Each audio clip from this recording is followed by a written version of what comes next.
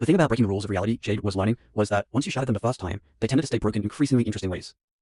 It had been 2 months since she and Freddie had built that bridge between worlds. 2 months of a life that shouldn't exist but did anyway, split between waking hours and dream realms, between her small apartment with its royal blue everything and the ever-evolving garden Freddie had created for them in the space between nightmares.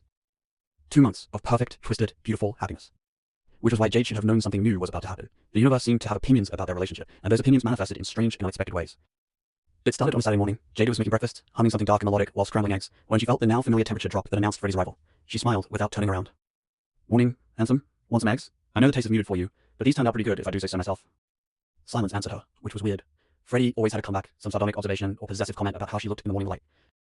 Jade turned around, spatula still in hand, and the words died in her throat. There was a man standing in her kitchen. A human man. Tall, maybe 6 feet, with dark brown hair that fell messily across his forehead, sharp cheekbones and a strong jaw, eyes that were startlingly blue, almost electric in their intensity. He was wearing jeans and a dark Henley that stretched across broad shoulders, and he looked like he'd stepped out of some brooding artist's portfolio. He also looked absolutely terrified. "Jade," the man said, and his voice was wrong, too smooth, too human, missing that distinctive gravel that made Freddie sound like he'd gargled razor blades, but underneath it, the cadence was the same. The way he said her name, possessive and tender all at once. "Don't freak out." Jade's brain started, processed, made a connection that should have been impossible. "Freddie?" "Yeah." He held up his hands, and they were just hands. Normal human hands, with long fingers and no blades, no scars, no evidence of the fire that had consumed him. "I don't know what the fuck happened. I was in the dream realm, thinking about how I wished I could take you out to dinner like a normal boyfriend, and then suddenly I felt something shift, and I woke up like this." "Woke up?" Jade set down the spatula carefully before she dropped it. "You don't sleep." "I know I don't sleep." The exasperation in his voice was pure Freddie, even if nothing else was. "But that's what it felt like. Like I fell asleep in one form and woke up in another. And now I'm standing in your kitchen looking like some kind of goddamn underwear model, and I have no idea how to change back." Jade moved closer, her shock giving way to fascination. Because it was him. Those eyes might be blue instead of burning amber, and that face might be unmarred instead of burned, but she could see Freddie in the way he held himself. The predatory grace that no human form could completely hide. The intensity of his gaze as he tracked her movement. "Can I touch you?" she asked softly. "You're asking permission now? You never ask permission." "You look like you might bolt." "I'm trying to be considerate." "I'm not going to bolt." But he did look distinctly uncomfortable in his new skin. "Yeah. Touch me. Maybe that'll help me figure out what the hell is happening." Jade reached out and pressed her palm to his chest. Warmth. Actual warmth. Not the strange, not quite temperature of his usual form. And underneath her hand, a heartbeat. Steady and strong and impossible. "You have a heartbeat," she whispered. I noticed. Freddie looked down at where her hand rested. "I can feel it. Feel everything. The air on my skin, the floor under my feet. It's all so much more intense than when I cross over in my other form. It's like this body is actually alive instead of just pretending to be solid." "How is this possible?" "How is any of this possible?" Freddie gestured between them. "You broke me into the waking world. We built a garden in dreams. I learned to taste food again. We've been rewriting the rules from day one, Jade. This is just the latest revision." He wasn't wrong. Nothing about their relationship had ever followed any logical pattern. Why should this be different? Jade let her hand trail up from his chest to his neck, feeling the pulse jumping there, then to his face, tracing the unfamiliar features with gentle fingers, sharp cheekbones, smooth skin. A mouth that was fuller than she expected, curved in an expression that was somewhere between wonder and panic. "You're beautiful," she said. Freddie made a sound that was half laugh, half groan. "I look like every other boring human. There's nothing special about this." "You're wrong." Jade cupped his face with both hands, making him look at her. "You're special because you're you. This face, your real face, doesn't matter to me. You know that, right? I fell in love with what's inside. The rest is just packaging." "Even when the packaging looks like something that crawled out of the furnace?" "Especially then." She stretched out on her toes and kissed him softly. "But I have to admit, this is interesting. Can you control it? Switch back and forth?" "I have no fucking idea." Freddie closed his eyes, and Jade could see him concentrating. His whole body went tense with effort. "I'm trying to reach for my power, the way I normally do, and it's there, but it feels different. Muted, like there's a barrier between me and it." "Maybe that's the point," Jade suggested. "Maybe this form lets you be more human. Actually human, not just pretending. And when you're like this, the demon part takes a backseat." "I don't want it to take a backseat. That's who I am." "It's part of who you are," Jade corrected. "But maybe not all of it. Maybe this is the part of you that you thought you'd lost. The human part that got burned away but was actually still there, just buried." Freddie opened his eyes, and the blue was startling. So different from the burning amber she was used to, but no less intense. "You're saying I'm not just a demon wearing human skin. I'm actually part human again." "I'm saying you're always more than just a monster. You just needed permission to remember that." "This is too philosophical for before coffee." Jade laughed and turned back to the stove, rescuing the eggs before they burned. "Come on, sit down. Let's feed you breakfast and see if taste works better in this form." Freddie sat at a small kitchen table, looking distinctly out of place in his new body. He kept touching things, his hands running over the table surface, his jeans, his own arms, like he was trying to convince himself he was real. Jade served out the eggs with toast and fresh coffee, and they ate together. Or rather, Jade ate while Freddie stared at his plate like it held the secrets of the universe. "It smells stronger," he said finally. "Everything smells stronger. I can smell the coffee and the eggs and your shampoo and something that's probably just you. It's overwhelming." "Good overwhelming or bad overwhelming?" "Just overwhelming."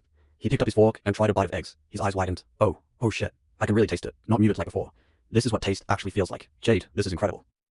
The joy in his voice made her heart squeeze. She watched as he devoured the eggs with an enthusiasm that was endearing, trying each component separately and then together, marveling at the flavors like someone experiencing food for the first time. Which, in a way, he was. "This is what I've been missing," Freddie said around a mouthful of toast. "For decades. This is what being alive feels like." "Not just alive," Jade said gently. "Human. This is what being human feels like." He paused, the toast halfway to his mouth, and something complicated crossed his face. "I'm not sure I remember how to be human. I've been a monster for so long that this feels like wearing someone else's skin." then learn. We'll figure it out together. After breakfast, Freddie insisted on trying other things. They spent the morning in a weird, wonderful exploration of human sensation. He stood in the shower and just felt the water for 20 minutes, marveling at the temperature. He ate 3 different kinds of fruit from Jade's fridge, analyzing each taste. He stood by the window and felt actual sunlight on his skin without it hurting, and the expression on his face was something close to religious. I'd forgotten, he kept saying. I'd forgotten what all of this felt like. By afternoon, Jade had an idea percolating. A slightly crazy idea, but when had that ever stopped her? Get dressed, she said. Something nice. We're going out. Freddie looked at her suspiciously. Going out where? On a date. A real date. In public. Like normal people. We're not normal people. No. But you're currently in a form that can pass for normal. And I want to take advantage of that. I want to go to dinner with my boyfriend without him having to lurk in shadows or manipulate reality to be visible. I want to hold your hand in public and not have people freak out. I want one evening of normal. Can we do that? Freddie was quiet for a long moment, and Jade could see him wrestling with something. Then he nodded. Yeah, okay, let's try normal. The problem was that Freddie didn't have normal clothes. His usual outfit of striped sweater and fedora was, unsurprisingly, not in the closet. Jade ended up lending him one of her oversized band t-shirts that was tight across his broader shoulders, but workable, and a pair of dark jeans she'd bought for an ex that had never been worn. Combined with boots that materialized from somewhere, probably dream logic making them real, he looked like every other attractive guy in the city. Except for his eyes. Those eyes were pure predator, even in this form. Jade changed into a dark blue dress that hugged her curves, the color matching her beloved royal blue aesthetic. She did her makeup with more care than usual, tamed her wild red curls into something resembling style, and when she caught Freddie staring at her with undisguised hunger, she grinned. See something you like? I see everything I like. His voice had that edge to it now, desire cutting through the unfamiliar timbre. You're fucking gorgeous, Jade. In that dress, with your hair like that, you can make every person in whatever restaurant we go to jealous that you're mine. Possessive even in human form. I like it. They went to an Italian place downtown, the kind of mid-range restaurant that was nice enough for a date, but not so fancy that Jade felt out of place. The hostess seated them at a corner table with low lighting and a candle flickering between them, and Jade had to suppress a giggle at how normal it all was. This is surreal, she said as they looked at menus. I'm on a date with Freddy Krueger, and he's trying to decide between fettuccine alfredo and chicken parmesan. The fettuccine sounds good. Heavy cream sauce. I can almost taste it already. Freddy looked at her over the menu, and even though his face was different, his smile was pure him, sharp and a little dangerous. You're enjoying this. I really am. It's nice. Different, but nice. Like, we're just 2 regular people having dinner. We're not regular people. I know, but we can pretend for a night. The waiter came, and Freddie ordered with surprising confidence for someone who'd been dead for decades. When the food arrived, Jade watched with delight as he experienced each bite with focused intensity. The way normal people ate was habitual, barely paying attention. Freddie ate like each flavor was a revelation. This is amazing, he said for the 3rd time. How do humans not spend all that time just eating? If I could taste like this all the time, I'd never stop. You'd get fat. Worth it. They talked through dinner about everything and nothing. Jade told him about her day, the customers at the bookstore, Margaret's latest cryptic comment. Freddie told her about the dream realm, the way it had felt to shift into this form, his theory that their connection was continuing to evolve in unexpected ways. I think you did this, he said over tiramisu, which he declared his new favorite thing after trying one bite. Not consciously, but your desire for normal date nights and public affection. Your wish that I could experience human things again. I think your will combined with our bond and made this possible. So I'm reshaping reality with my subconscious wishes. That's either really cool or really terrifying. Both. Definitely both. After dinner, they walked through the downtown area, hand in hand, and Jade couldn't stop smiling. This was what normal couples did. Walked and talked and just existed together in public without fear or hiding. People passed them without a second glance, seeing just another attractive couple out for the evening. No one saw the dream demon in human skin. The nightmare king learning to be a man again. The thing that had murdered dozens now trying to figure out how to navigate a crosswalk. It was perfect. They ended up at a park, finding a bench under a street lamp, and Jade curled into Freddie's side while he wrapped an arm around her.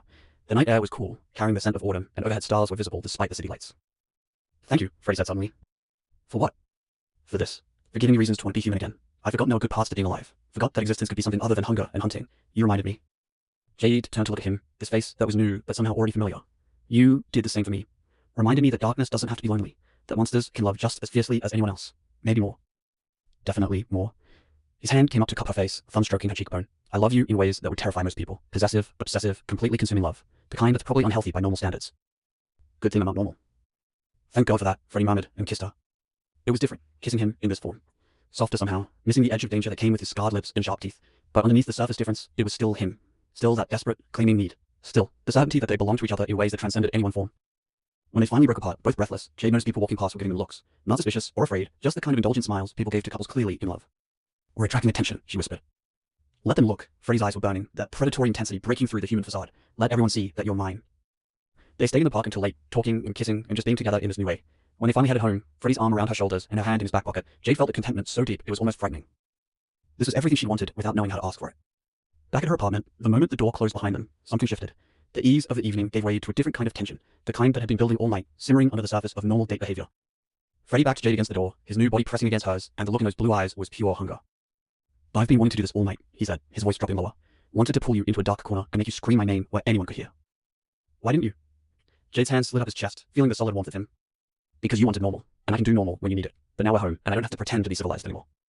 He kissed her hard, one hand fisting in her red curls while the other gripped her hip possessively. Jade moaned into his mouth, her body responding instantly to his touch. Even in this form, even without the danger of blades and burns, he was still Freddy, still dominant and demanding and absolutely in control. Bedroom, she gasped when he let her breathe. Now. So demanding. But he was already moving, lifting her easily and carrying her through the apartment. I love when you tell me what you want. He dropped her on the bed with enough force to make her bounce, and Jade laughed breathlessly. Freddy stood at the foot of the bed, backlit by the hallway light, and started pulling off the borrowed shirt. Jade watched with undisguised appreciation as new skin was revealed. He was built differently in this form. Broader shoulders, more defined muscles, the body of someone who'd been alive and active instead of dead and supernatural. But there was something else. Scars. Not burns, but other marks scattered across his torso. Thin white lines that looked old, long-healed. Evidence of a life lived before death, before demons and nightmares.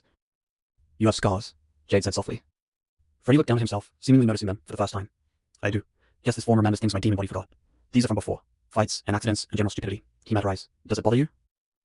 Are you kidding? They're hot. Come here. He came to her, and Jade pulled him down onto the bed, her hands immediately exploring this new territory. She traced each scar with her fingers and then her mouth, lining the map of his body the way she'd learned his demon form. Freddy groaned above her, his hands gripping the sheets. You're killing me, he said roughly, and I'm already dead, so that's saying something. Shut up and enjoy it. She worked her way across his chest, his stomach, lower, until Freddy's control visibly snapped. He flipped him suddenly, hitting her beneath him with easy strength, and Jade gasped at the speed of it. My turn, he growled, and proceeded to systematically destroy her composure. The dress came off in pieces. Freddy wasn't careful, wasn't gentle, just desperate to get to skin. Jade's underwear disappeared, and then his mouth was everywhere, kissing and biting and licking until she was writhing beneath him, begging incoherently for more.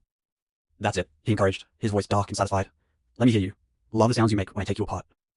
His fingers found her wet and ready, and he groaned at the discovery. Fuck, Jade, you're soaked. All this from dinner and hand-holding? All this from you, she corrected breathlessly. Any form, every form. You make me crazy. Good. He slid 2 fingers inside her, curling them perfectly, and Jade cried out. Want you crazy, want you desperate, want you so far gone that you forget anyone exists but me. He worked her with focused intensity, his fingers and mouth driving her higher until she was right on the edge. Then he stopped, pulling back just enough to make her whimper in protest. Freddy, don't you dare. Don't I dare what? His grin was wicked. Stop when you're so close, make you beg for it. I can do this all night, sweetheart. I have excellent stamina in this form. I will murder you. Already dead, remember? Jade growled in frustration and reached for him, but Freddy caught her wrists easily, pinning them above her head with one hand. The casual display of strength made heat pool even deeper in her belly. Be patient, he said, and his free hand traced down her body with deliberate slowness. I will make this last. Want to learn what this body can do. What we can do together when I'm like this. We can do plenty, Jade managed. Now stop teasing and fuck me already.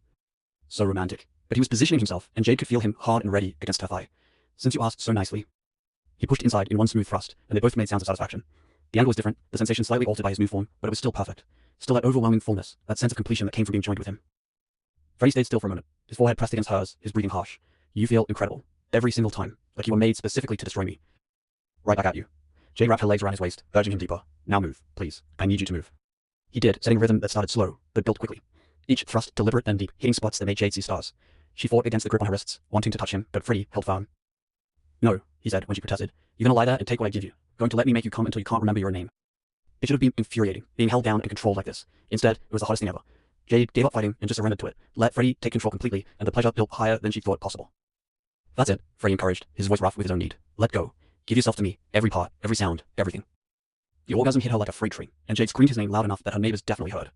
Freddy followed her over the edge moments later, his grip on her wrist tightening as he came with a shout that sounded like triumph and surrender all at once. They collapsed together, tangled and gasping, both trembling with aftershocks. Freddy released her wrists, finally, and Jade immediately wrapped her arms around him, holding him close while their heartbeats slowed. That was, she started, then stopped because words felt inadequate again. Yeah, Freddy agreed, understanding anyway. It really fucking was. They lay there for a long time, recovering, basking in the afterglow. Jade's fingers traced idle patterns on Freddy's back, and she felt him practically purring under her touch. This form is different, Freddy said eventually. Everything feels more intense, more immediate, like I'm actually alive instead of just pretending to be. Maybe you are, Jade suggested softly. Maybe this isn't just a disguise or a temporary change. Maybe this is actually you being brought back to life. Partially, at least. That's not possible. We've established that nothing about us follows possible. Freddy was quiet, considering this. Then he rolled to the side, pulling Jade with him so they were face to face on the pillows. His blue eyes studied her intently. If that's true, he said slowly, if I'm actually partially alive again because of you, because of our bond, that changes things. How? It means I'm more vulnerable. Human bodies can be hurt, can be killed. It means I have something to lose again beyond just you. You're already vulnerable, Jade pointed out. You love me. That's the biggest vulnerability there is. True. His hand came up to cup her face, and the tenderness in the gesture made her chest ache. I'd burned well for you. That's terrifying enough without adding mortality back into the mix. Then don't think of it as adding vulnerability. Think of it as adding possibility. You can experience things you thought were lost forever. Taste and touch and feel. You can walk in sunlight. You can have a life that's more than just hunting and nightmares. With you. With me, Jade confirmed. Always with me. Freddy kissed her, gentle this time, sweet in a way that contrasted sharply with the intensity of earlier. When he pulled back, his expression was serious. I need you to understand something. This form, this human face, it doesn't change what I am underneath. I'm still a killer, Jade. Still fundamentally a nightmare. I can look at a regular guy and take you on normal dates, but that doesn't make me safe. Doesn't make me good. I don't want you to be safe, Jade said firmly.